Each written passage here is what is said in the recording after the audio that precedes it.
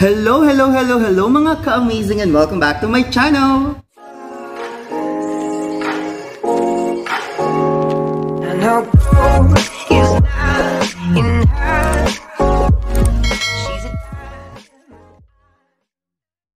So yun na nga mga ka-amazing, for today's video, ayan, we'll talk about mid-roll ads. Ano nga po ba ang mid-roll ads mga ka-amazing? So basically, ito po yung mga commercial, ay tinatawag natin commercial or advertisement po na lumalabas po sa middle part po ng ating mga YouTube videos. Kaya po siya tinawag na mid-roll ads. So yun po yung pag-uusapan natin for today mga ka-amazing. Kaya kung bago pa lang po kayo dito sa aking YouTube channel, kung nakapula pa po ang subscribe button dyan sa baba, dyan, ayan. Click nyo na po mga ka-amazing at samahan nyo na po ng notification bell para po notified kayo sa lahat ng upload ko dito sa aking YouTube channel. So wag na po tayo magpatumpik-tumpik mga ka-amazing. Tara, let's bagets! So yun nga mga ka-amazing, naka-receive rin po ba kayo ng email na to? Preview.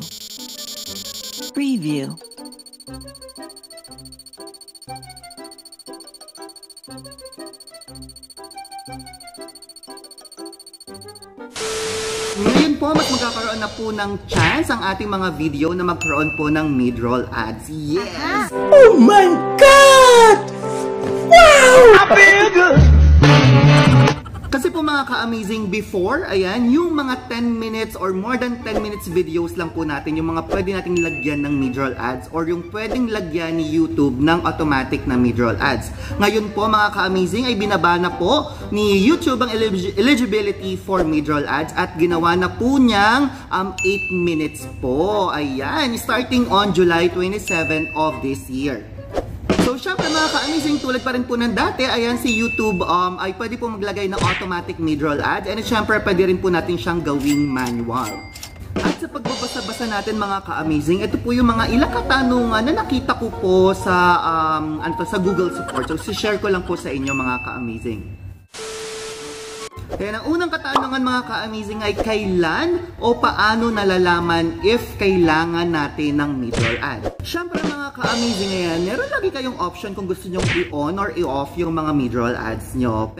Nice. Pero syempre, meron po tayong mga mangilan-ngilang mga video na parang annoying po kung lalagyan po natin siya ng mid-roll ads manually, katulad na lang po ng mga yoga, mga Zumba videos nyo po, ganyan. So, di ba, parang pagka may lalabas na na ads po sa middle part po ng video na yon, medyo maaanoy po yung ating mga viewers. Pero syempre, mga ka-amazing, ayan, if gusto nyo lagyan siya manually, syempre, pwede po yan, mga ka-amazing. Syempre, dahil yan po ang inyong mga videos.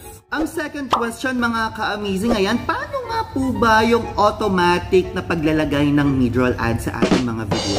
So mga ka-amazing, ayan, ang aim po talaga ng mid-roll ads ay mabalance po, ayan, mabalance po ang viewers experience at the same time para rin po makatulong na kumita ang creator po ng mga videos. Pagdating po sa automatic placement po ng mid-roll ads, ayan, si YouTube po ay gumagamit ng special machine, ayan, na nakaka-detect po kung kailan at kung saan po nila ilalagay ang mid-roll ads sa ating mga videos. At syempre mga ka-amazing, syempre may mga factors po na kinikonsider po ang machine na ito. Tulad na lamang po ng natural visual at yung mismong audio ng video.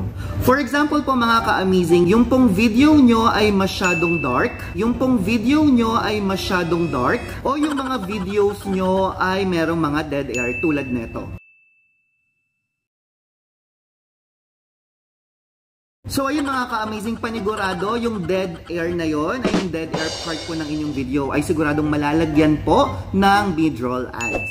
Ang ating pong third question mga ka-amazing ay kung pwede pa rin bang i-adjust yung automatic placed na mid-roll ads sa ating mga videos?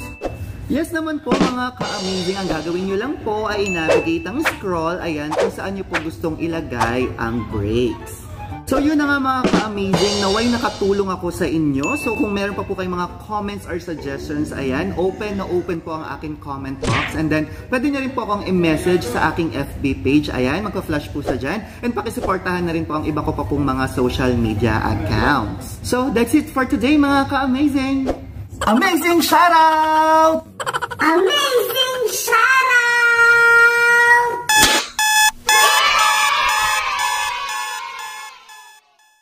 An amazing shoutout po sa mga sumusunod at medyo marami-rami po sila. Ayan po ay sina Maestrong Raketero, Yafa 19 Vlogs, Ariel Gapuz, Kuya Daniel Dizon, Aga de la Torre, Ella Shi, Ninja ni Nonoy or si Nonoy Kevin, Morsans Vlog, Waffen NZI, Ella G, Mylin 21 Vlogs, Shemi's Channel, Mommy Don Vlogable, Jenny G, Beryl FC, Dang Shang, Primo Mendez TV, Alice Dayan Indoy, Falyona 007 Marafina or Inayani Faram, Love Ko, Yengamore, Gang Pat, Variety TV, Milky 2 Dorarat, Food Recipes Cooking Version, Oleas Vlog, Mars Panuncial, syempre kay Lacochero Nars, Bibs Selanyo, Luth Quijano, ako ni Dats Vlog, at syempre kay si Dodong sa Japan. Ayan!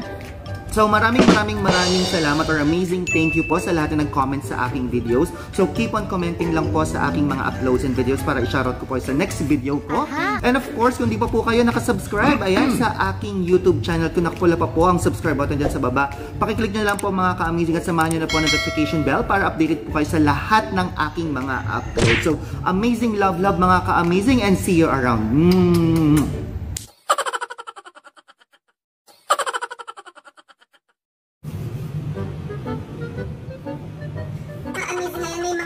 Ilan kayong mga katanungan at ito po yung mga katanungan na pwede nating itanong.